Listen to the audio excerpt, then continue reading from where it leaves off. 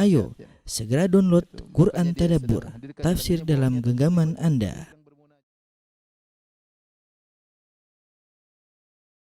Bismillahirrahmanirrahim. Assalamualaikum warahmatullahi wabarakatuh. Alhamdulillahi ala ihsanih wa syukru lahu ala taufiqihi wa amtinanih wa asyhadu an la ilaha illallah wahdahu la syarika lahu ta'ziman li sya'nih wa asyhadu anna Muhammadan abduhu wa rasuluhu da'ila ridwani. Allahumma shalli alaihi wa ala alihi wa ashabi wa ikhwani.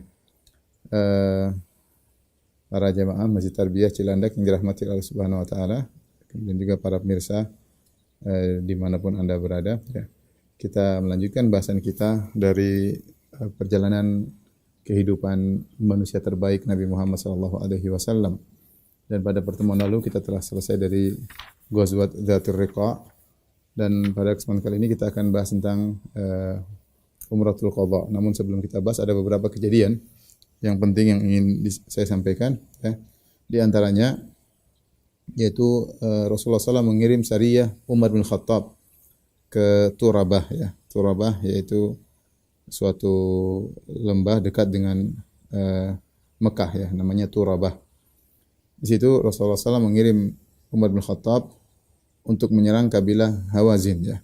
Pada bulan Sya'ban tahun ke-7 Hijriah, ya, Rasulullah SAW mengirim sekitar pasukan kecil, sariyah pasukan kecil, yaitu 30 orang kepada Bani Nadhr bin Muawiyah bin Bakr bin Hawazin, itu dari kabilah Hawazin, di Turabah, ya. Kemudian Umar membawa pasukannya 30 orang bersama penunjuk jalan dari Bani Hilal, ya. Maka mereka berjalan di malam hari, kalau siang hari mereka berhenti. Yasiruna al-lail wa yakmununa bin nahar. Ini di antara metode mereka untuk menyerang dengan tiba-tiba. Jadi agar tidak dilihat oleh mata-mata, sehingga ketika malam baru mereka berjalan. Kemudian siang hari mereka istirahat, ya. Namun akhirnya ketahuan juga oleh kabilah Hawazin, sampai kabar kepada mereka bahwasanya Umar dengan pasukannya telah datang, maka mereka pun kabur dari tempat mereka. Kemudian Umar bin Khattab datang ke tempat mereka dan tidak menemukan seorang pun dari mereka. Kemudian akhirnya Umar balik ke kota Madinah bersama pasukannya. Tatkala Umar tiba di suatu tempat namanya Al-Jadad, ya, Al-Jadad, maka sang penunjuk jalan dari Bani Hilal berkata, "Hal laka fi jam'in akhar min Khaz'am ja'u sa'irina qad ajdabat biladuhum." Wahai Umar, maukah engkau pergi menyerang orang-orang musyrikin yang lain dari kabilah Khaz'am yang mereka sedang pergi meninggalkan sedang berjalan meninggalkan negeri mereka karena ditimpa dengan musim kemarau. Kesempatan bagi Anda untuk menyerang mereka. Faqala lahu Umar, Umar berkata, "Ma amarani Rasulullah SAW bihim." Rasulullah SAW tidak memerintahkan aku untuk menyerang mereka. Innama amarani an uqatira Hawazin bi Turabah. Rasulullah hanya memerintahkan aku untuk menyerang kabilah Hawazin di Turabah. Maka Umar pun tidak tertarik dengan ajakan penunjuk jalan tersebut. Umar kemudian balik ke kota Madinah. Kemudian juga Rasulullah SAW mengirim pasukan sariyah Abi Bakar As-Siddiq kepada Bani Fazarah, ya. Bani Fazarah di Najd, di daerah sebelah timur kota Madinah, ya. Pada bulan Sya'ban, ya, pada bulan Sya'ban tahun 7 Hijriah. Hadis ini sebagaimana diriwayatkan oleh Imam Muslim dalam sahihnya dan juga diriwayatkan Imam Ahmad dalam musnadnya dari Salamah bin Al-Aqwa. Salamah bin Al-Aqwa sang jagoan yang sudah pernah kita ceritakan bagaimana dia sangat cepat dalam berlari. Dia berkata, "Kharajna ma'a Abi Bakar bin Abi Quhafah." Suatu hari kami keluar bersama Abu Bakar As-Siddiq radhiyallahu anhu. Amarahu alaina Rasulullah sallallahu alaihi wasallam. Rasulullah SAW mengangkat dia sebagai pemimpin kami dan kami berangkat menuju Fazarah, sebelah timur kota Madinah. Ya, mungkin 600 kilo, 700 kilo, ya sekitar gitu, 800 kilo. Falamma danawna minal ma' amarna Abu Bakar fa'arrasna. Tatkala kami dekat dengan lokasi air, ya, maka Abu Bakar menyuruh kami istirahat, yaitu di penghujung malam. Kami pun istirahat. Falamma shalaina subha, tatkala tiba waktu subuh kami pun salat subuh, maka Abu Bakar memerintahkan kami untuk menyerang dengan tiba-tiba, ya. Faqatalna 'alal ma' man qatalna, maka kami pun menyerang daerah mereka, ya. Kemudian kata Salamah, "Tsumma nadhartu ila unuqin minan nasi fihi dzurriyyah wan nisa nahwal jabal." Tiba-tiba aku memandang ada sekelompok orang, di situ ada wanita-wanita, di situ ada anak-anak. Karena mereka diserang dengan tiba-tiba, di situ ada wanita, ada anak-anak dan mereka berjalan menuju ke arah gunung. Wa ana a'du fi athari, maka aku pun mengejar mereka sambil berlari mengejar mereka. Fa khasyitu an yasbiquni ilal jabal. Aku khawatir mereka sempat lari ke gunung, kalau lari ke gunung mereka akan lolos. Faramaitu bisahmin, maka aku pun memanah dengan anak panah yaitu ke arah gunung agar mereka tidak jadi ke gunung. Maka aku pun melepaskan anak-anak panahku, aku menghalangi mereka ke gunung, antara mereka dengan gunung. Akhirnya mereka pun berhenti, tidak jadi naik gunung. Faji'tu bihim, maka aku datang kepada mereka, aku bawa mereka, asukuhum ila Abu Bakar, aku bawa kepada Abu Bakar. Ini orang-orang yang kita tawan, ada anak-anak, ada wanita-wanita. Hatta ataitu alal ma', sampai aku tiba di tempat kampung mereka ya. Wa fihim, ternyata di antara orang-orang yang aku bawa tersebut, imra'atun min Fazarah, ada seorang wanita dari Fazarah, alaiha qashi'un min adam, dia memakai baju yang terbuat dari kulit, dari bulu ya. Wa ma'ah ibnatun laha, ternyata wanita ini punya seorang putri min ahsanil Arab, termasuk wanita paling cantik dari kalangan Arab ya. Cantik banget ini anaknya. Sekarang jadi budak, ketika ditawan jadi budak. Fanafalani Abu Bakar ibnataha. Abu Bakar karena tahu ya Salamah yang berhasil menggiring mereka, wallahu alam, maka Abu Bakar memberikan kepadaku putri wanita tersebut, yaitu yang sangat cantik tersebut diberikan kepadaku ya. Ini buat kamu, jatahmu dari ghanimah. Kata Salamah bin Aqwa, "Fama kashaftu laha thawban hatta qadimtul Madinah." Aku tidak menyentuhnya sama sekali. Aku tidak buka bajunya, itu aku tidak menggaulinya, kan halal budak wanita ya. Sampai aku tiba di kota Madinah. Sampai di Madinah aku pun tidak menggaulinya. Summa bittu, padahal dia sangat cantik wanita ini. Summa bittu falam akshif laha thawban. Kemudian aku malam tersebut ya di kota Madinah, dan aku pun tidak mengorek-ngorek wanita ini. Aku tidak buka pakaiannya sama sekali, itu aku tidak menggaulinya. Falaqiyani Rasulullah sallallahu alaihi wasallam fi suq. Kemudian Rasulullah SAW ketemu aku di pasar. Faqala li, Rasulullah SAW berkata, "Ya Salamah, wahai Salamah, habli al-mar'ah." Wahai Salamah, hadiahkan kepada aku itu wanita budakmu. Faqultu, aku bilang, Salamah belum mau kasih. "Ya Rasulullah, wallahi laqad a'jabatni." Ya Rasulullah, ini budak wanita ini sangat mengagumkan aku. Aku sangat senang dengan dia, cantik ya. Wa ma kashaftu laha thawban. Ya Rasulullah, saya belum menggaulinya ya Rasulullah. Qala fasakata Rasulullah sallallahu wa tarakani. Rasulullah sallallahu diam, Rasulullah sallallahu biarkan aku. Hatta idza kana minal ghadi, besok lagi laqiyani Rasulullah sallallahu, Rasul ketemu lagi. Fisuk, sama di pasar. Rasulullah sallallahu berkata, "Ya Salamah, wahai Salamah, hablil mar'ah." Berikan kepadaku budak wanita tersebut ya. Artinya Rasulullah kasih kesempatan, mau gauli silakan. Tapi Salamah berkata, "Ya Rasulullah, wallahi a'jabatni." Ya Rasulullah, demi Allah ini cewek, maksudnya ini perempuan mengagumkan aku, sangat cantik. Wa maka syaftu laha thawban, ya Rasulullah, belum gauli dia ya Rasulullah. Wa hiya laka ya Rasulullah, ini budak buat engkau ya Rasulullah. Ternyata Rasulullah SAW gunakan budak cantik tersebut untuk membebaskan kaum muslimin yang sedang ditawan. Fa ba'atha biha Rasulullah SAW ila ahli Makkah. Rasulullah SAW kirim budak itu, karena budak kalau cantik harganya mahal ya. Wa fi aidihim usara minal muslimin. Di tangan mereka ada sebagian tawanan dari kaum muslimin. Fa fadahum Rasulullah SAW bitilkal mar'ah, maka Rasulullah SAW menebus mereka dengan budak wanita yang sangat cantik jelita tersebut. Baik, di antara kejadian ketika Rasulullah SAW mengirim Sariyah Ghalib bin Abdullah Al-Laythi ilal Mifa'ah. Jadi Rasulullah SAW memberi pelajaran kepada kabilah-kabilah dahulu yang ikut serta dalam perang Khandaq ya. Rasulullah catat mereka dan Rasulullah menyerang mereka, karena mereka kalau tidak akan bersatu padu lagi menyerang kota Madinah untuk kedua kali atau ketiga kali, maka Rasulullah SAW beri pelajaran dengan mengirim pasukan menyerang mereka. Sampai meskipun tempat mereka jauh, karena mereka pernah bersatu padu untuk menyerang kota Madinah dalam peristiwa perang Khandaq ya. Maka Rasulullah SAW kasih pelajaran kepada mereka dengan mengirim pasukan-pasukan kecil kepada mereka, karena mereka terpencar-pencar. Ya. Sariyah Ghalib bin Abdullah Al-Laythi yang Rasulullah SAW kirim ke daerah namanya Al-Huraqah. Ya, Al-Huraqah. Kemudian bersama pasukan tersebut ada sahabat Usama bin Zaid radhiyallahu ta'ala anhuma. Hadis ini diriwayatkan Bukhari dan Imam Muslim sahihnya. Dan itu pada bulan Ramadan tahun 7 Hijriah. Bulan Ramadan tahun 7 Hijriah. Dipimpin Sariyah tersebut oleh Ghalib bin Abdullah Al-Laythi bersama 130 pasukan ya kepada Bani Uwal wa Bani Abd bin Tha'labah, dan posisi mereka berada di Al-Mifa'ah ya, berada di Al-Mifa'ah, yaitu jaraknya sebelah timur kota Madinah ya, antara Madinah dengan Najd ya. Kemudian mereka pun berangkat ya. Kemudian mereka tiba di daerah musuh. Kemudian terjadilah peperangan ya. Akhirnya menanglah kaum muslimin ya. Dan mereka membawa ghanimah yang sangat banyak berupa onta-onta, kambing-kambing ya. Dan mereka tidak menawan seorang pun ya. Di dalam peperangan ini Usama bin Zaid membunuh seorang lelaki yang mengucapkan la ilaha illallah. Ya, kisahnya masyhur. Lelaki tersebut namanya Mirdas bin Nahik. Ya. Dia Usama membunuh dia ya. Usama bercerita, "Ba'atsan Rasulullah sallallahu alaihi wasallam ila al-Huraqah min Juhainah." Kami diutus oleh Rasulullah SAW ke daerah Huraqah dari tempat kabilah Juhainah. Fasabbahna al-qaum fahazamnahum. Pagi hari kami kemudian menyerang mereka dengan tiba-tiba ya, dan kami mengalahkan mereka.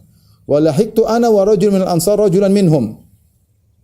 Aku bersama seorang dari Ansar, kami pun mengejar satu orang di antara mereka. Orang ini hebat. Ketika dia berperang dengan hebat. Namun Usama bin Zaid dengan satu orang dari Ansari mengejar dia ya. Falamma ghashinahu, tatkala kami sudah mau mengalahkan dia, ya, sudah mengurung dia, tiba-tiba dia berkata la ilaha illallah. Ya, kami sudah membunuh dia, tiba-tiba mengucapkan la ilaha illallah. Fakafa anhu al-Ansari, maka sahabatku dari kaum Ansar tidak jadi membunuh dia. Wa ta'antuhu bi rumhi, maka aku pun melanjutkan, aku tombak dia dengan tombakku hatta qataltu, sampai aku bunuh dia. Falamma qadimna al-Madinata balagha dzalika Rasulullah sallallahu alaihi wasallam. Tatkala kami tiba di kota Madinah, kabar tersebut sampai kepada Nabi, yaitu aku membunuh seorang telah mengucapkan la ilaha illallah. Maka Rasulullah SAW berkata, ingat Usama ini adalah hibbi Rasulillah. Usama ini anaknya Zaid bin Harithah, dan Zaid bin Harithah disebut dengan hibbu Rasulillah, itu kekasih yang sangat dicintai oleh Nabi. Nabi pernah mengangkat dia sebagai seorang anak. Sampai kita sudah sering cerita, pernah dikenal dengan Zaid bin Muhammad. Nah, Zaid punya anak namanya Usama. Usama pun sangat dicintai oleh Nabi ya. Usama dan bapaknya dua-dua orang yang sangat dicintai oleh Nabi sallallahu alaihi wasallam. Tapi Usama melakukan kesalahan fatal. Ya. Kenapa dia bunuh orang sudah mengucapkan la ilaha illallah? Maka Rasulullah berkata, "Ya Usama, aqataltahu ba'da ma qala la ilaha illallah?" Ya Usama, apakah kau bunuh dia setelah dia mengucapkan la ilaha illallah? Qultu, Usama berkata, "Ya Rasulullah, innahu innama kana muta'awwidzan." Ya Rasulullah, dia mengucapkan la ilaha illallah cuma untuk melindungi diri aja, menyelamatkan diri. Subhanallah. Rasulullah SAW berkata, "Fahalla syaqaqta an qalbihi hatta ta'lama annahu innama qalaha faraqan minas silah." Apakah kau sudah belah dadanya? Kau bisa cek, kau tahu bahwasanya dia mengucapkan la ilaha illallah karena takut dengan pedangmu? Kaifa tasna'u bi la ilaha illallah idza ja'at yaumil qiyamah? Apa yang kau lakukan dengan la ilaha illallah jika la ilaha illallah datang pada hari kiamat? Kau telah membunuh orang yang telah mengucapkannya. Apa yang akan kau lakukan wahai Usama pada hari kiamat kelak? Kaifa tasna'u bi la ilaha illallah idza ja'at yaumil qiyamah? Rasul ulangi lagi. Apa yang kau lakukan dengan la ilaha illallah wahai? Bagaimana kau berhadapan la ilaha illallah nanti hari kiamat? Kau membunuh orang yang mengucapkan la ilaha illallah. Rasulullah beri teguran yang sangat keras kepada Usama. Apa kata Usama? Fama zala Rasulullah SAW yukarriruha. Rasulullah ulang terus. Wahai Usama, apa yang kau lakukan nanti pada hari kiamat? Kalau datang la ilaha illallah, bertanya kepadamu, kenapa kau bunuh orang ini sementara dia telah mengucapkan la ilaha illallah? Rasulullah SAW ulang-ulang. Hatta tamannaitu anni lam akun aslamtu qabla dzalikal yaum. Aku berharap aku belum Islam ketika itu. Ya, saking berat yang dihadapi oleh Usama. Bagaimana tidak? Usama sangat dicintai oleh Nabi SAW. Sangat dicintai. Tapi Rasulullah marah kepada dia karena dia melakukan kesalahan yang fatal. Ya, dalam sebagian riwayat, dalam Tabaqat Ibn Sa'ad, Usama berkata, "Ya Rasulullah, inni uahidullah an la uqatila ahadan yashhadu an la ilaha illallah." Ya Rasulullah, aku berjanji, Rasulullah, aku tidak akan bunuh orang yang mengucapkan la ilaha illallah. Wallahu a'lam bishawab. Ibnu Hajar menyampaikan, inilah kisah ya yang Usama bersumpah tidak akan bunuh seorang muslim pun, sehingga ketika terjadi fitnah antara Ali bin Abi Thalib dalam perang Jamal maupun perang Siffin, maka Usama tidak ikut sama sekali dalam peperangan tersebut. Dan diikuti oleh Sa'ad bin Abi Waqqas. Sa'ad bin Waqqas berkata, "La uqatilu musliman hatta yuqatilahu Usama." Aku tidak akan bunuh seorang muslim sampai dibunuh oleh Usama. Jadi Usamah radhiyallahu anhu menahan dirinya tidak mau masuk dalam fitnah dan tidak membunuh seorang muslim pun yang mengucapkan la ilaha illallah. Ini dalil ikhwan dan akhwat yang dirahmati Allah Subhanahu wa taala bahwasanya seorang mengucapkan la ilaha illallah maka darahnya terjaga, tidak boleh kita bunuh orang tersebut kecuali dengan haknya. Padahal orang ini zahirnya dia mengucapkan la ilaha illallah untuk menyelamatkan diri sebagai perkataan Usamah. Tapi Rasulullah SAW bilang enggak boleh kau bilang demikian. Kau sudah buka hatinya, kau tahu dia hanya ingin menyelamatkan diri. Dari mana kau tahu? Tidak ada yang tahu isi hati manusia. Hukum zahirnya dia mengucapkan la ilaha illallah. Mengucapkan la ilaha illallah maka jangan kau bunuh. Ya. Jadi sekarang begitu mudahnya seorang bunuh muslim yang lain ya. Padahal Rasulullah SAW mengatakan la zawalud dunya ya. Hilangnya dunia dan seisinya ahwana indallahi min qatli rajulin muslim atau min safaki dami muslimin. Hilangnya dunia dan seisinya lebih ringan di sisi Allah daripada terbunuhnya seorang muslim, tertumpahnya darah seorang muslim. Tapi di antara peristiwa yang lain adalah peristiwa di tawannya Thumamah bin Uthal Al-Hanafi. Thumamah bin Uthal Al-Hanafi radhiyallahu anhu. Ketika dia masih kafir kemudian dia masuk Islam. Al-Imam Al-Bukhari Imam Muslim meriwayatkan dari Abu Hurairah radhiyallahu anhu, beliau berkata, "Ba'atha Rasulullah sallallahu khailan qibala Najd." Rasulullah sallallahu mengirim pasukan berkuda ke arah Najd. Faja'at bi rajulin min Bani Hanifah. Maka mereka berhasil menangkap seorang dari Banu Hanifah namanya Thumamah bin Uthal. Thumamah bin Uthal. Farabatuh bi sariyatin min sawaril masjid. Kemudian mereka ikat orang ini di salah satu tiang di Masjid Nabawi. Ya. Dalam riwayat Rasulullah SAW mengatakan ahsinu isarahu. Berbuat baiklah kepada dia. Ya. Maka Rasulullah SAW kalau lewat Thumamah terikat di tiang Masjid Nabawi, ini dalil bahwasanya boleh memasukkan orang kafir dalam masjid kalau ada keperluan ya. Maka Rasulullah SAW berkata, "Ma indaka ya Thumamah? Apa yang ingin kau sampaikan wahai Thumamah?" Maka Thumamah masih kafir dan dia termasuk salah seorang pembesar dari Bani Hanifah. Dia berkata, "Indi khairun ya Muhammad." Wahai Muhammad, saya punya kebaikan yang ingin saya sampaikan kepada engkau. Apa kebaikan tersebut?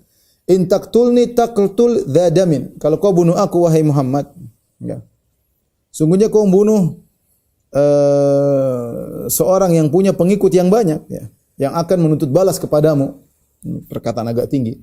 Silakan bunuh aku Muhammad, tapi kau ingat, in taqtul dzadamin. Kalau kau bunuh aku, kau bunuh orang yang punya pasukan yang siap membalas kematiannya. Wa in tun'im ala syakir. Kalau kau memberi kebaikan kepada aku, kau bebaskan kepada aku, ingat, aku ini orang yang pandai bersyukur. Aku tidak akan melupakan jasamu wahai Muhammad. Yang ketiga, wa in kunta turidal mal fasal minhu ma syi'ta. Kalau kau ingin harta, tenang Muhammad, saya orang kaya, anak buahku banyak. Minta harta berapapun kau minta, aku akan kasih. Jadi cuma 3. Kalau kau bunuh aku, ingat, aku punya pasukan akan balas dendam. Kalau kau bebaskan aku akan pandai bersyukur kepadamu. Kalau kau minta harta, minta berapa aku akan kasih. Dan para sahabat ketika itu ingin tebusan, ya. Mereka berkata, "Ma nasna'u bi qatli hadza?" Apa fungsinya kita bunuh orang ini? Ya udah bebasin aja, yang penting dapat tebusan yang banyak, bermanfaat bagi dakwah, bermanfaat bagi kaum muslimin. Ya. Para sahabat maunya dia ditebus aja biar dapat biaya, dapat duit apalagi untuk Islam dan yang lainnya. Bunuh dia ngapain juga? Fatarakahu Rasulullah sallallahu alaihi wasallam hatta kana minal ghad. Rasulullah SAW biar Rasulullah tidak komentar sampai besok. Besok Rasulullah SAW lewat lagi. Rasulullah berkata lagi, "Ma indaka ya Thumamah? Ada apa yang kau ingin sampaikan wahai Thumamah?" Faqala Thumamah berkata, "Ma qultu laka?" Apa yang sudah aku sampaikan kemarin? In tun'im ala syakir. Kalau kau membebaskan aku, ya, maka kau bebaskan orang yang pandai bersyukur. Dia sudah tidak bilang, kalau kau bunuh aku, ingat, aku bisa balas dendam. Dia enggak bilang begitu lagi. Ya, sudah berubah. Yang kedua dia cuma bilang, wa in tun'im ala syakir. Kalau kau bebaskan aku, maka kau bebaskan orang yang pandai berterima kasih. Fatarakau Rasulullah sallallahu alaihi wasallam hatta kana ba'dal ghadi. Rasulullah SAW biarin aja. Hari ketiga Rasulullah SAW tanya lagi, "Ma indaka ya Thumamah?" Apa yang ingin kau sampaikan wahai Thumamah? Dia tidak banyak ngomong lagi. Lihat hari pertama, Muhammad tenang, 3. Kau mau harta saya kasih. Kau bunuh saya, ingat ada yang akan balas dendam. Kalau kau bebaskan aku akan berterima kasih. Hari kedua cuma kalau kau bebaskan aku berterima kasih. Hari ketiga, apa yang kau sampaikan Sumamah? Sudah ya Rasulullah. Ya. Indi ma qultu laka. Sama ya Rasulullah. Maka Rasulullah SAW berkata kepada para sahabatnya, Atliku Sumamah, bebaskanlah Sumamah. Bebas, sudah pulang, tidak apa-apa, balik aja. Rasulullah suruh dia pulang, sudah bebas. Fantalaka Sumamatu ila nakhlin qaribin minal masjid. Ternyata Sumamah tidak pulang. Dia pergi ke sedekat sebuah pohon dekat masjid. Faktasalah, kemudian dia mandi. Ya, dia masuk Islam. Ya. Tsumma dakhala al-masjid, kemudian dia masuk masjid dan dia berkata, Asyhadu an la ilaha illallah wa asyhadu anna Muhammadan Rasulullah. Aku bersaksi bahwa tidak ada sembahan yang berhak disembah kecuali Allah, dan aku bersaksi bahwa Muhammad utusan Allah. Ya Muhammad, perhatikan kata-kata indah dari Sumamah. Orang bertanya, kenapa dia masuk Islam? Masuk Islam dia 3 hari di Masjid Nabawi dengar ceramah, lihat orang sholat. Dia lihat bagaimana pergerakan Islam dalam masjid. Bagaimana sahabat saling bersalaman, bagaimana sahabat kalau ketemu saling ramah di antara mereka, bagaimana Nabi SAW ngimami mereka dengan bacaan Al-Quran yang dia pahami, dia orang Arab. Dia ngerti apa yang dibaca Nabi selama 3 hari. Salat subuh, salat maghrib, salat isya. Mungkin Nabi kasih ceramah. Ya, 3 hari dia ikut pesantren kilat di Masjid Nabawi. Makanya dia masuk Islam. Makanya kalau ada orang kafir kita ikat di masjid, mungkin 3 hari masuk Islam ya. Kemudian kata Rasulullah SAW, kata Sumamah setelah dia masuk Islam, dia mandi di Masjid Islam, kemudian dia masuk masjid, dan kalau seorang masuk Islam mandi hukumnya sunnah. Kemudian dia pergi masuk masjid, dia berkata, Ya Muhammad, perhatikan, wahai Muhammad, wallahi ma kana 'alal ardi wajhun abghadha ilayya min wajhik. Ya Muhammad, demi Allah, tidak ada seorang pun di atas muka bumi wajahnya yang paling aku benci seperti wajahmu. Kau ini orang yang paling aku benci di atas muka bumi. Faqad asbaha wajhuka ahabbal wujuhi ilayya. Sekarang jadilah wajahmu adalah wajah yang paling aku cintai. Subhanallah. Wallahi ma kana min dinin abghadha ilayya min dinik. Demi Allah tidak ada agama yang paling aku benci di atas muka bumi seperti agamamu. Fa asbaha dinuka ahabbad dini ilayya. Maka jadilah agamamu adalah agama yang paling aku cintai. Wallahi ma kana min baladin abghadha ilayya min baladik. Demi Allah tidak ada tempat tinggal yang paling aku benci seperti kota Madinah. Fa asbaha baladuka ahabbal biladi ilayya. Jadilah kota Madinah adalah tempat yang paling aku cintai. Wa inna khailaka akhadatni wa ana uridul umrah famadza tara. Sungguhnya aku tadi waktu itu mau ingin umrah, tahu-tahu pasukanmu nangkap aku. Bagaimana menurut engkau wahai Rasulullah? Fa basyara Rasulullah sallallahu alaihi wasallam ya'tamir. Ya, maka Rasulullah SAW beri kabar gembira kepada dia. Rasulullah SAW, ya sudah kamu umrah aja kalau begitu. Falamma qadima Makkah, kemudian dia pun umrah, dia pergi ke Mekah. Ya. Fakana awwala man dakhala Makkah mulabbiyan minal muslimin. Begitu dia masuk Mekah, dia langsung berkata, labbaik Allahumma labbaik, labbaik la syarika laka labbaik, innal hamda wan ni'mata laka wal mulk la syarika lak. Maka orang Quraisy pun tangkap dia. Orang Quraisy tahu ini pembesar di Najd, pembesar dari Bani Hanifah, kok bisa talbiyahnya para sahabat. Wa qalu lahu, mereka berkata, sobauta ya Sumamah, kau sudah ikut-ikut Muhammad sahabat keluar dari tradisi nenek moyangmu. Sobauta? Qala, maka semua menjawab, la wallahi, aku tidak sobaut. Walakin aslamtu ma'a Muhammad, tapi aku masuk Islam bersama Muhammad Rasulullah sallallahu alaihi wasallam. Kemudian kata Sumamah, wala wallahi la ya'tikum minal yamamati habbatu hintah. Demi Allah tidak ada satu butir gandum pun yang akan sampai kepada kalian dari kota Yamamah. Hatta ya'dhana fiha Rasulullah sallam fakhalluhu. Sampai Rasulullah SAW mengizinkan, ya, kalian dapat kiriman dari kami. Akhirnya mereka biarkan Sumamah. Maka Sumamah pun pergi ke Yamamah, pulang ke kampungnya. Famana'ahum man yahmilu ila Makkah syai'an. Maka dia, karena dia pembesar di Yamamah dari Banu Hanifah, dia melarang anak buahnya, tidak ada yang boleh jualan ke Mekah. Tidak ada yang boleh jualan gandum di Mekah. Sementara sumber pangan gandum Mekah yang paling besar waktu itu dari Yamamah. Sampai akhirnya orang Quraisy kelaparan, tidak datang gandum kepada mereka. Sampai mereka kelaparan. Dan orang di Mekah tidak ada, bukan penghasil korma, beda dengan Madinah. Wa akalul ilhiz, sampai mereka makan ilhiz. Ilhiz itu apa? Ilhiz itu mereka ambil aubar dari onta, yaitu rambut-rambutnya onta, mereka ambil kemudian campur dengan darah, kemudian mereka panggang. Mereka makan itu, enggak ada makanan lain. Karena kelaparan, ya.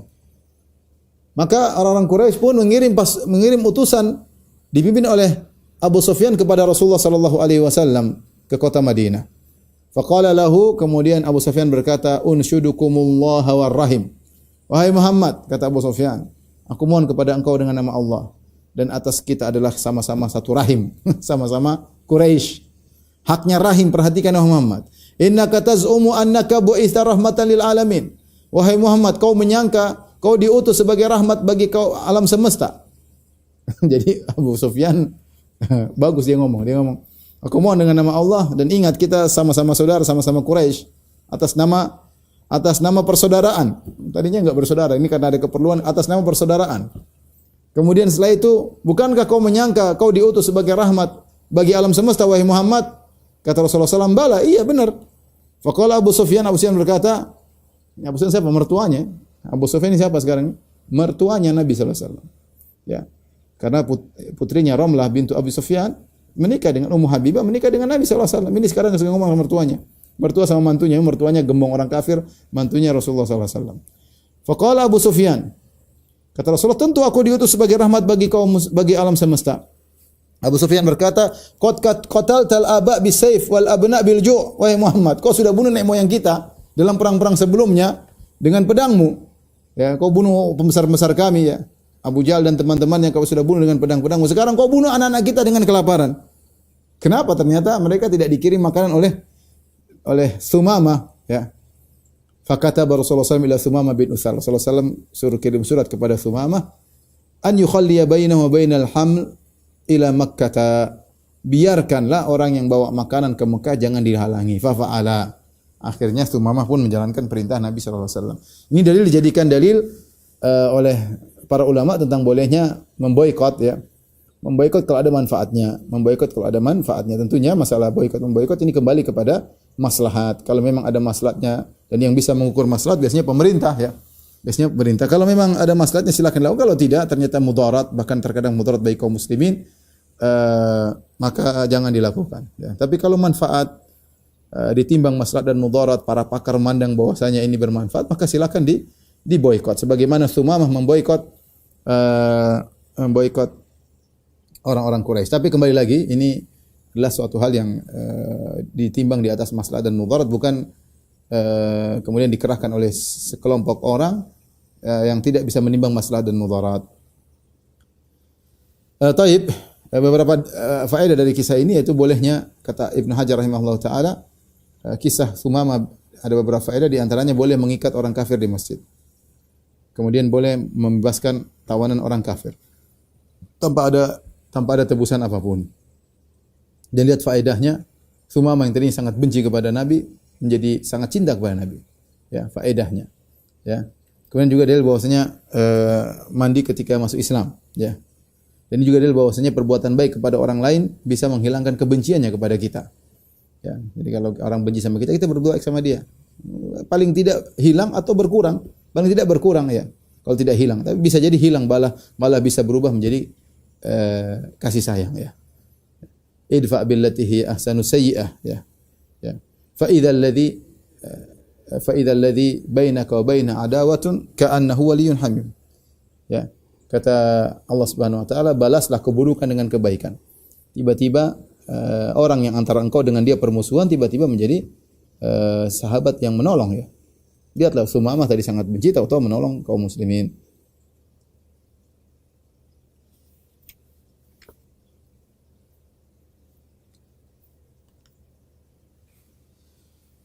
Sumamah dia dari kabilah Hanifah, dan kabilah Hanifah adalah kabilahnya Musailimah al-Kadzdzab yang ngaku sebagai nabi baru ya. Dia sudah ngaku nabi sejak Nabi masih ada, dan Nabi SAW meninggal dunia dia masih ngaku sebagai nabi dan diperangi oleh Abu Bakar.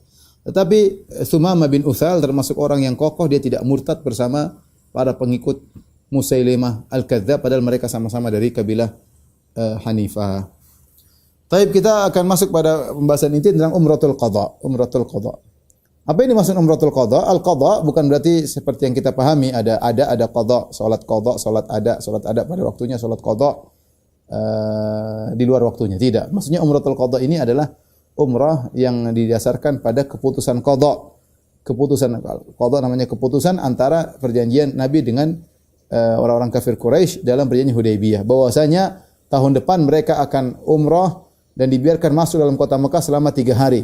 Setelah itu mereka pulang. Tapi ketika mereka masuk dalam kota Mekah tidak boleh bawa senjata sama sekali. Itulah yang telah disepakati, keputusan disepakati oleh Nabi SAW dengan Suhail bin Amr. Makanya disebut dengan Umratul Qadha, yaitu umrah yang didasarkan al-qadha, keputusan atas perjanjian yang terjadi antara Nabi Muhammad SAW dengan orang-orang kafir Quraisy. Tiba waktunya ketika bulan Dzulqa'dah, ya, Dzulqa'dah tahun ke-7 Hijriah. Maka Rasulullah SAW menyuruh para sahabatnya waktu tiba untuk umrah sebagaimana termaktub dalam poin-poin perjanjian Hudaybiyah, bahwasanya kaum muslimin boleh berumrah tahun depan di bulan Dzulqa'dah. Dan sekarang sudah tiba bulan Dzulqa'dah.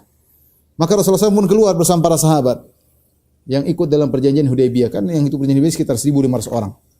Semuanya berangkat bersama Nabi kecuali yang sudah meninggal mati syahid dalam perang Khaybar. Ya.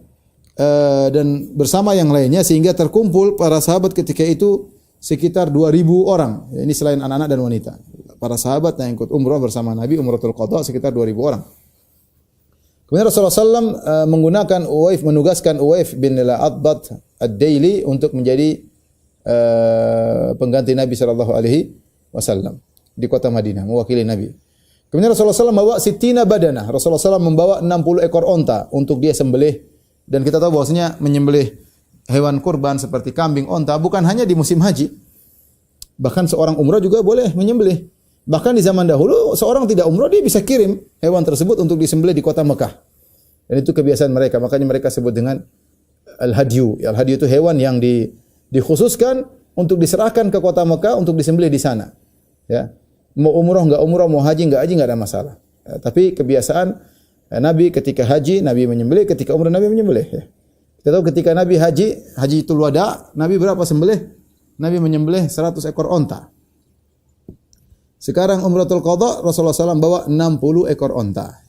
Ya, Rasulullah SAW bukanlah orang kaya ya, tapi kalau Rasulullah SAW berniat maka Allah mudahkan ya.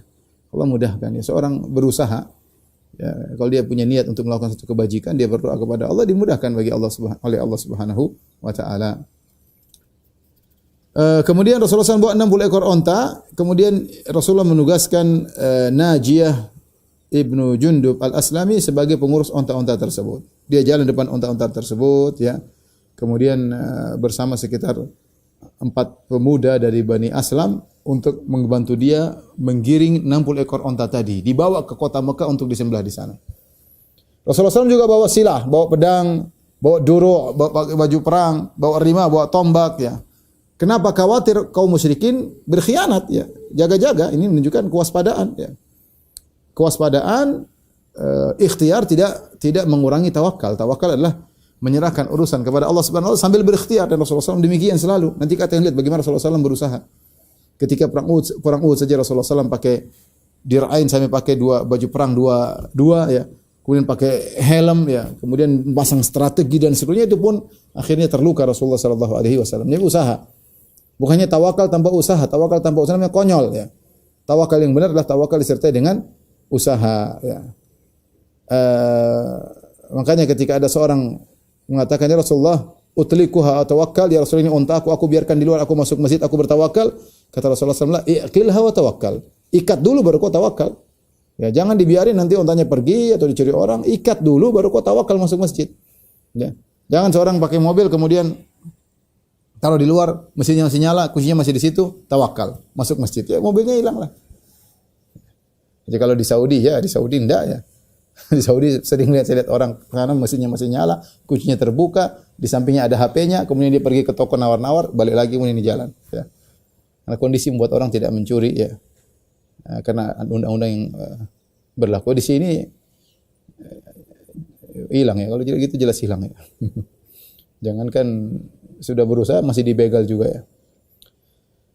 Taib, maka Rasulullah SAW kemudian menyiapkan pedang, menyiapkan baju-baju perang dan tombak, khawatir mereka berkhianat. Tatkala Rasulullah SAW sampai di Dzulhulaifah, keluar dari Madinah Dzulhulaifah.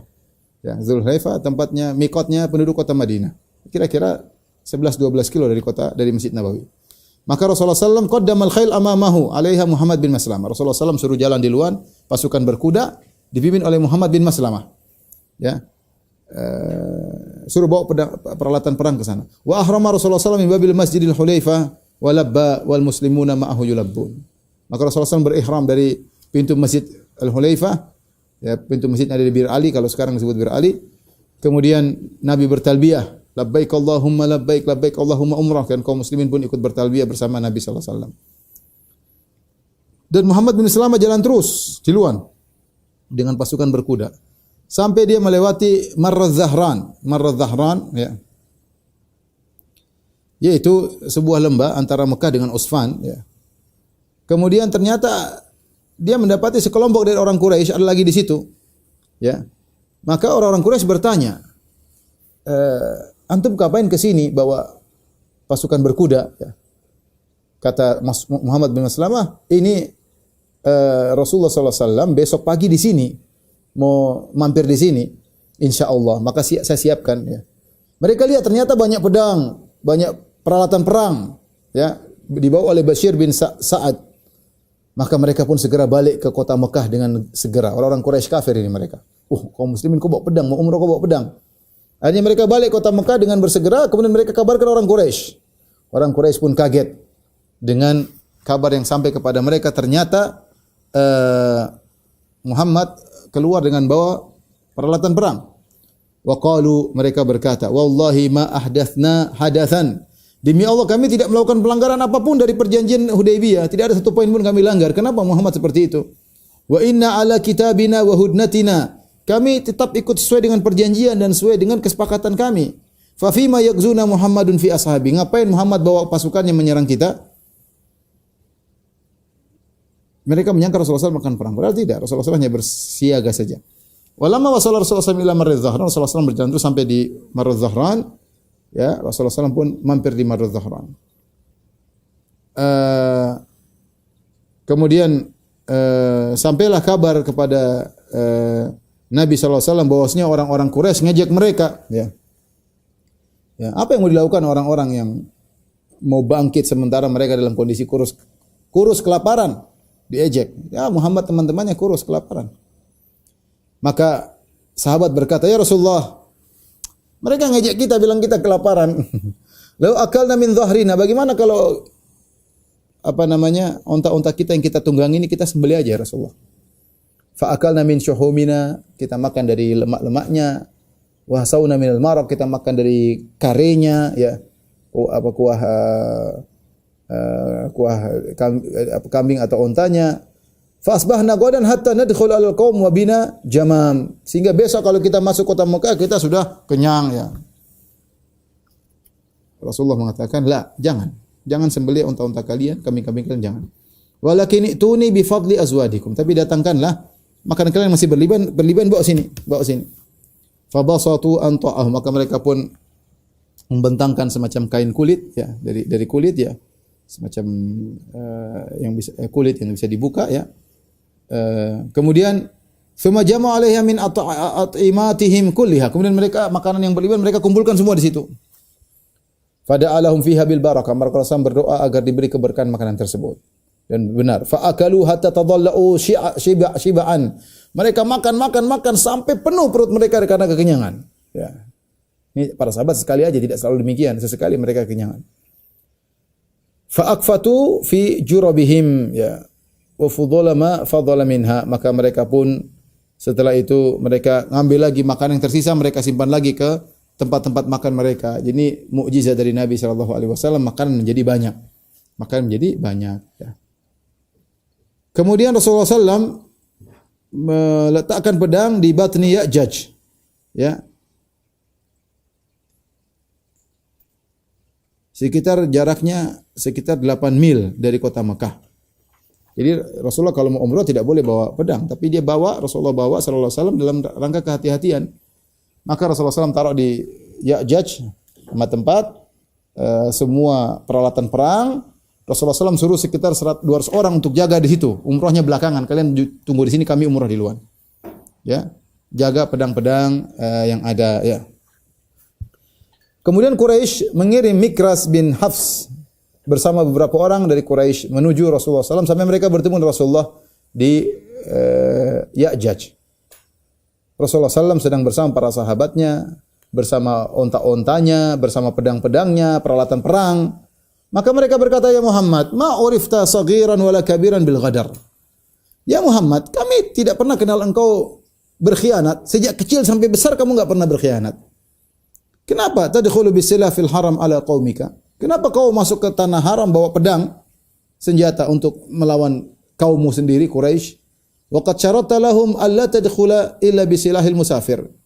As-suyuf fil qurub.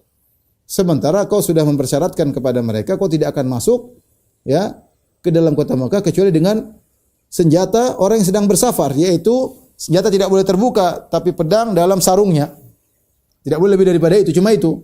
Jangan bawa kemudian tombak, jangan bawa panah, enggak. Kan sudah sepakat ya Rasulullah. Wahai Muhammad. Kata Rasulullah SAW, inilah udkhil alaihi musilah. Aku tidak akan memasukkan pedang di kota Makkah. Enggak. Ya, di sini saja. Masih jauh, 8 mil. Ya. 8 mil kira-kira ya mungkin 12 kilo. Atau masih jauh dari kota Makkah. Ini saja. Ya. Maka Mikras bin Hafs ketika mendengar jawabannya, mereka berkata, hadzal ladzi yu'rafu bihi albir wal wafa. Inilah Muhammad dikenal dengan baik dan setia dengan janji. Kemudian dia pun segera balik menuju orang-orang Quraisy. Dia mengatakan, wahai kaumku, sungguhnya Muhammad tidak akan bawa masuk senjata. Dia sesuai dengan syarat yang pernah dia sepakati. Taib. Tersebar kabar ya bahwasanya Muhammad dan teman-temannya itu Rasul dan para sahabat radhiyallahu anhum dalam kondisi lemah karena terkena demam kota Madinah. Maka sebagian orang Quraisy takut ketularan, mereka sebagiannya meninggalkan kota Mekah. Sebagian tidak. Ya. Kemudian Rasulullah SAW berangkatlah dari Ya'jaj setelah meletakkan peralatan perang, kemudian dia pedang, kemudian tombak, panah semua diletakkan. Kemudian Rasulullah SAW menyuruh 200 orang untuk berjaga. Jaga ini adalah peralatan perang. Ya. Kemudian al-hadyu yaitu onta-onta yang akan disembelih dimajukan kemudian disimpan di Dhitua. Ya. Disimpan di Dhitua. Itu sudah dekat kota Mekah, tapi belum masuk kota Mekah. Rasul ingin umrah dulu, baru nanti sembelih belakangan. Maka Rasulullah SAW kemudian masuk kota Mekah. Ya. Kemudian para sahabat semua mengelilingi, muhdikun bihi, semuanya mengelilingi Nabi SAW. Ya, kota wahasyu suyuf yulabbun, ya. Pedang-pedang semua dimasukkan dalam sarungnya dan mereka bertalbiyah. Labbaik Allahumma labbaik, labbaik la syarika laka labbaik. Mereka mengelilingi Nabi SAW. Khawatir kenapa? Khawatir penduduk Mekah akan berkhianat, kemudian menombak Nabi atau melempar Nabi atau manah Nabi sehingga para sahabat mengelilingi Nabi. Pokoknya Nabi tertutup. Jangan sampai ada yang ganggu. Ya. Al-Imam Bukhari meriwayatkan sahihnya dari Abdullah bin Abi Aufa, qala lamma atamara Rasulullah sallam satarnahu min ghilmanil musyrikin wa minhum an yu'dhu Rasulullah sallallahu alaihi wasallam. Ketika kami umrah bersama Rasulullah sallam, kami menutupi Rasulullah. Khawatir anak-anak muda dari kaum musyrikin dan juga dari kaum musyrikin mereka mengganggu Rasulullah sallallahu alaihi wasallam. Maka kami tutupi Rasulullah sallallahu alaihi wasallam. Kemudian Rasulullah sallallahu alaihi wasallam bertalbiyah sampai masuk dalam Masjidil Haram. Ya, dari sejak masuk pintu Mekah bertalbiyah labbaik Allahumma labbaik labbaik la syarika lak labbaik innal hamda wa ni'mata lak wal mulk la syarika lak sampai masuk di Masjidil Haram. Ya, dari pintu Bani Syaibah. Ya. Ternyata orang Quraisy mereka sedang berkumpul bersaf di Darun Nadwah atau yaitu di daerah Al-Hijr, Hijr Ismail. Yang orang bilang Hijr Ismail tapi namanya Hijr aja.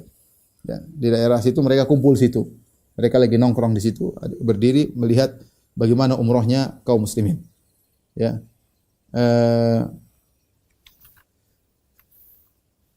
Kemudian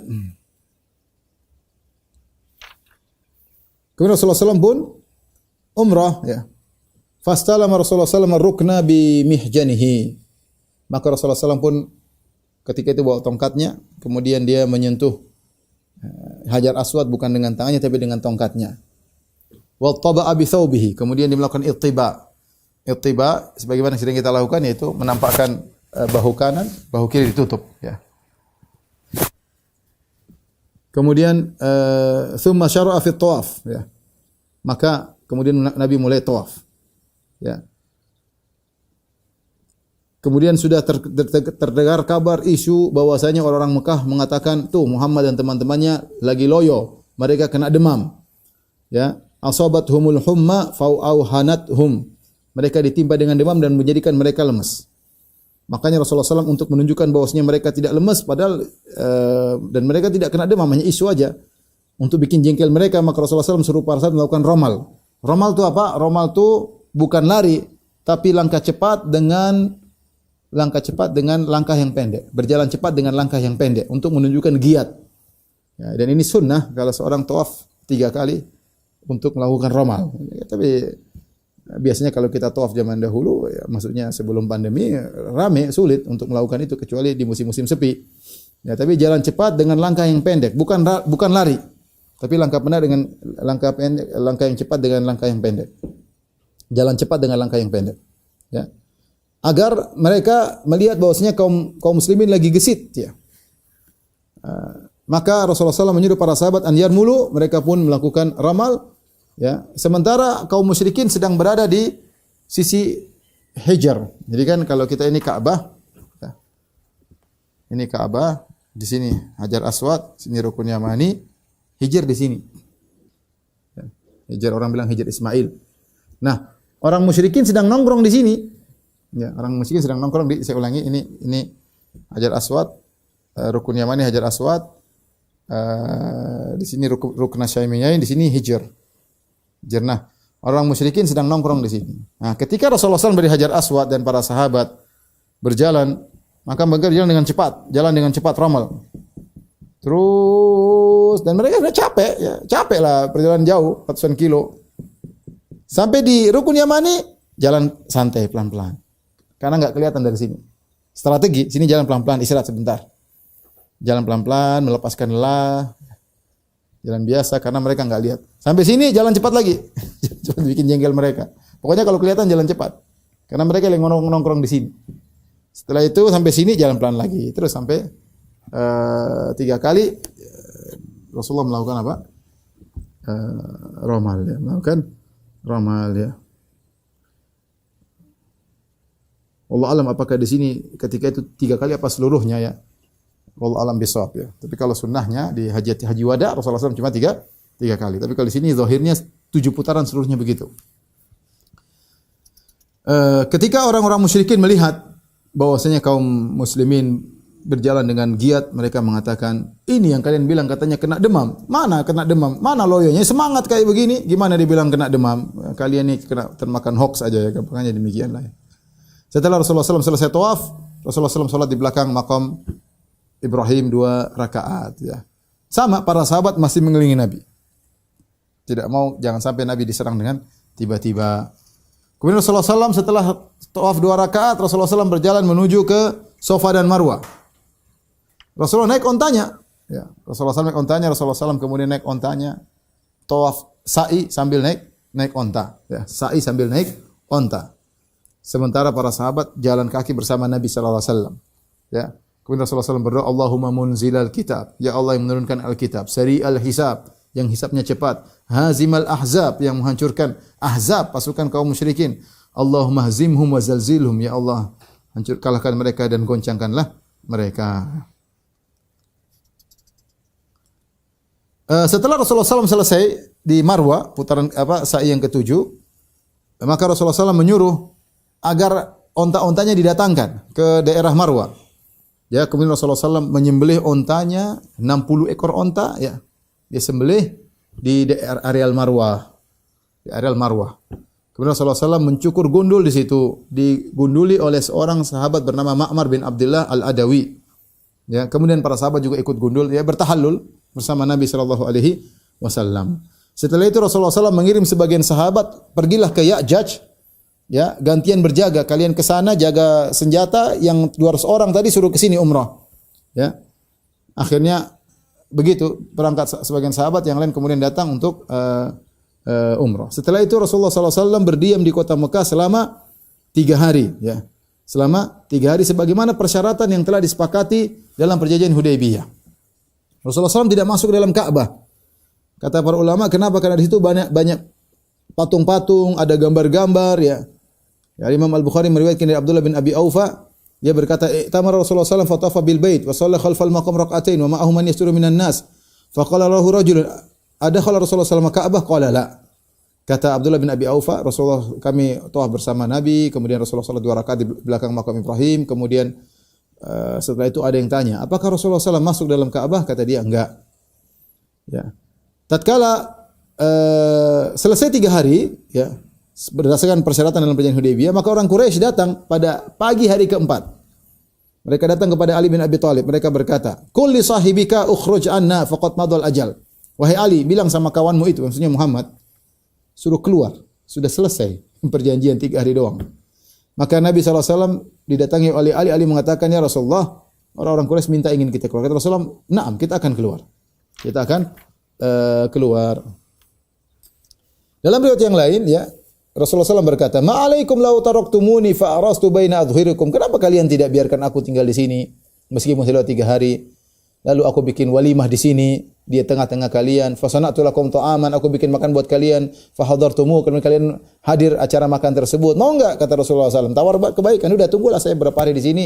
Saya ingin bikin walimah, ingin bikin makanan. Kalian hadirlah makan bareng-bareng. Ya, Rasulullah ingin berbuat baik kepada mereka. Orang Quraisy berkata, "La hajata lana fi ta'ami." Kami tidak butuh makanan wahai Muhammad. Keluar, fakhruj anna, keluar tinggalkan kami. Akhirnya Rasulullah SAW keluar, ya. Tidak jadi walimah di kota Mekah. Rasulullah SAW menikah dengan Maimunah. Akan kita sampaikan pada pertemuan berikutnya insyaallah. Setelah itu, ya. Setelah Rasulullah SAW meninggalkan kota Mekah, Rasulullah SAW menikah dengan Maimunah, ya.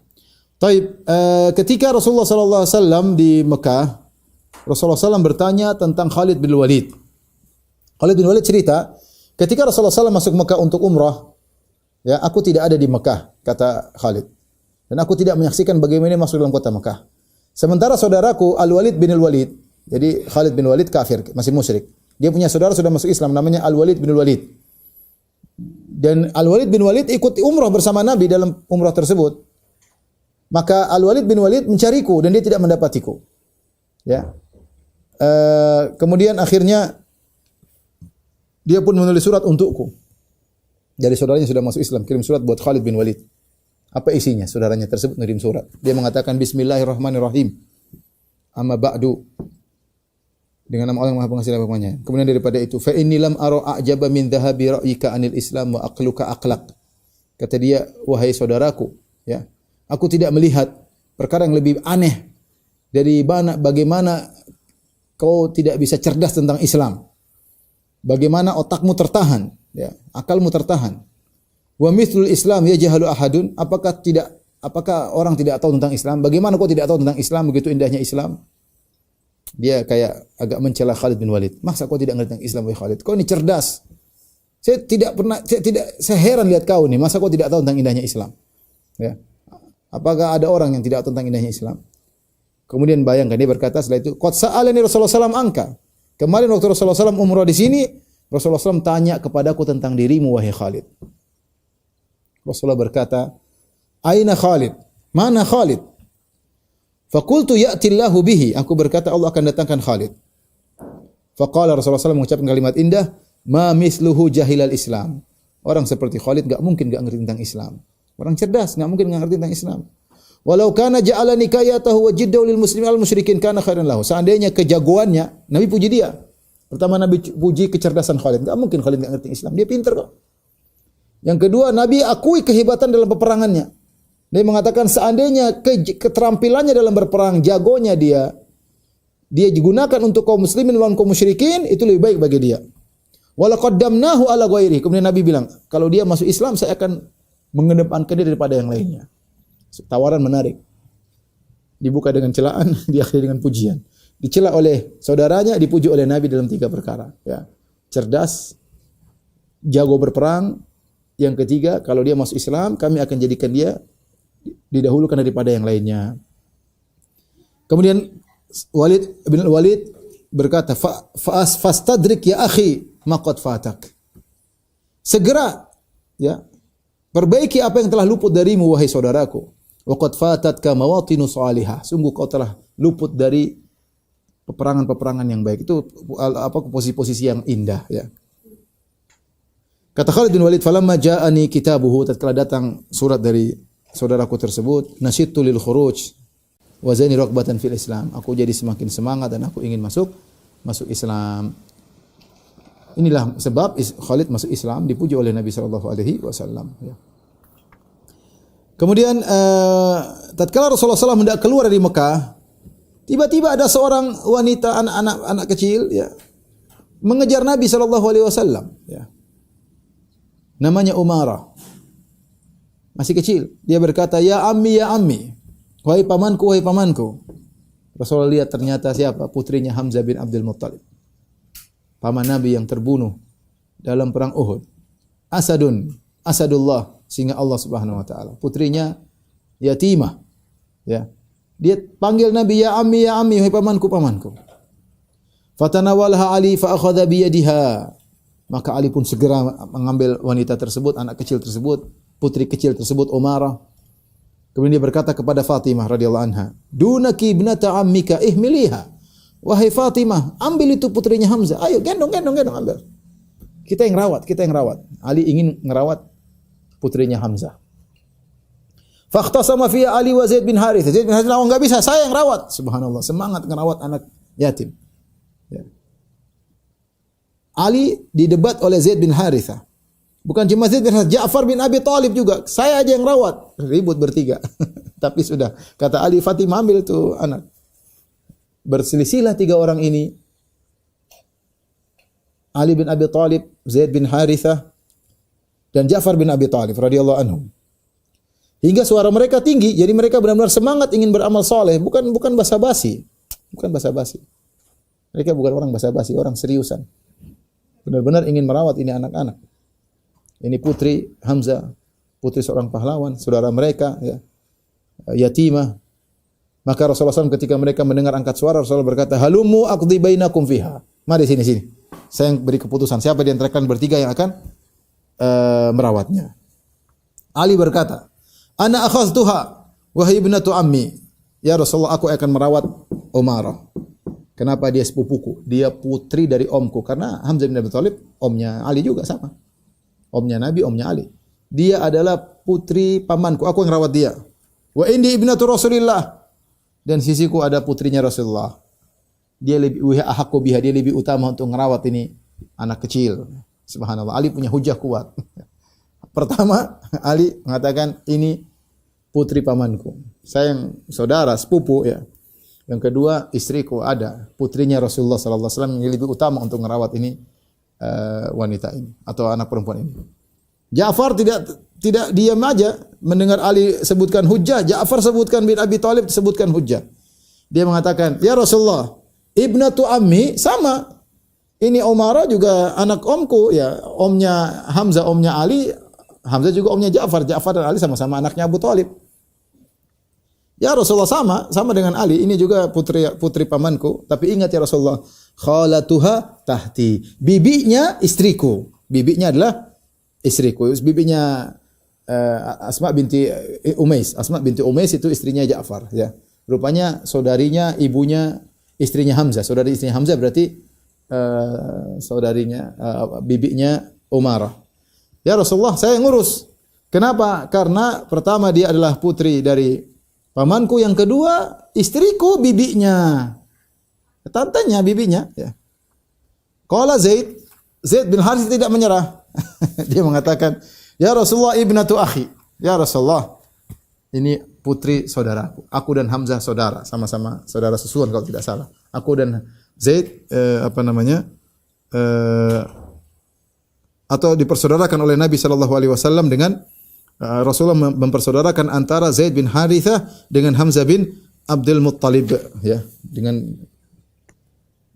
jadi dipersaudarakan sehingga dia mengatakan, "Ya Rasulullah, ini adalah putri saudaraku." Tiga-tiga menyampaikan hujah mereka karena semangat untuk mengurus anak yatim. Maka Rasulullah SAW ternyata menangkan Ja'far. Kenapa? Karena bibinya, istrinya Ja'far lah bibinya Umarah. Maka Rasulullah SAW berkata, ya, al-khalatu bimanzilatil Bibi kedudukannya seperti ibu dalam sisi hadanah, dalam sisi mengurusi anak, ya. Kemudian supaya Ali tidak sedih, bayangkan Rasulullah luar biasa, ya. Rasulullah SAW luar biasa. Dia menangkan Ja'far bin Abi Thalib dan dia sebutkan dalil. Al-khalatu bimanzilatil yang berhak merawat adalah Ja'far bin Abi Thalib. Kenapa? Karena bibi kedudukannya seperti ibu. Istrinya Ja'far, bibinya Umarah. Kemudian untuk menyenangkan hati Ali, apa kata Rasulullah SAW? Anta minni wa ana minka. Ya Ali, engkau dariku, aku dari engkau. Ya. Wa qala li Ja'far, kemudian Rasulullah juga memuji Ja'far, kata Rasulullah SAW, asbahta khalqi wa khuluqi. Kau mirip dengan aku, wahai Ja'far, dari sisi perawakan, dari sisi akhlak. Perangai dan akhlak dan rupa mirip dengan aku. Wa qala li Zaid, agar Rasulullah juga menyenangkan hati Zaid, kata Rasulullah, anta akhuna, ya Ja'far, engkau saudaraku, maulana, dan juga budak yang telah aku merdekakan, engkau saudaraku. Sehingga semuanya tenang, semuanya bahagia, dan yang merawat adalah